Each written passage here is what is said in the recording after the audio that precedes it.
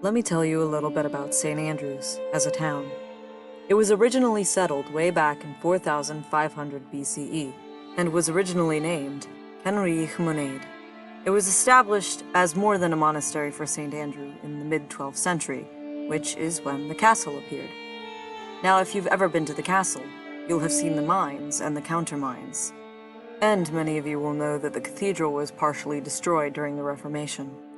So, this town has a lurid history of violent upheaval. That's enough to make any town haunted. Part of the reason the cathedral is in such disrepair is due to the fact that the townspeople repurposed a lot of the stones that built up its walls. These stones make up the foundations of the current St. Andrews, and perhaps some of their history lingers on within them. One of the most well-known ghost stories within the town is that of Patrick Hamilton, a martyr during the Reformation. He was burned at the stake for crimes of heresy, and it is said that his face has been smote upon the side of St. Salvator's chapel, where he was burned. So there's another legend around here, the Veiled Nun of St. Leonard's, that there was this woman who had many suitors, but she didn't want to be married. So she eventually got engaged to this man, and he wanted to get married to her as soon as possible because she was planning on becoming a nun. He came back home, he came to her, and he found her and she had just gouged out her own eyes in order to not get married to him. And so there's a legend that her ghost walks the street by St. Leonard's on the Pens, and it's said that if you see her face, if she lifts her veil to you, you'll die within the year.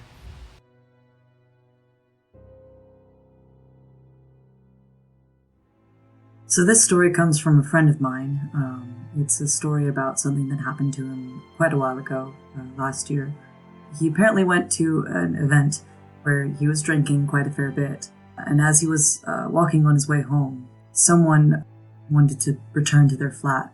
They were walking in the back streets of the Badlands. It was very dimly lit. Their friends were talking, and they were kind of lagging behind because they were bored when they heard a cackle. So he turns around, and he sees a black point bob over a wall of closes. So he goes into the closes, and there he sees a group of women stood around cackling in witches' garb.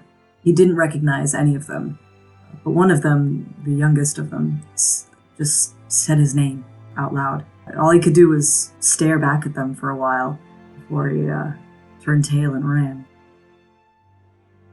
So I'm here at the Commonwealth Graves with the angel whose hand has moved.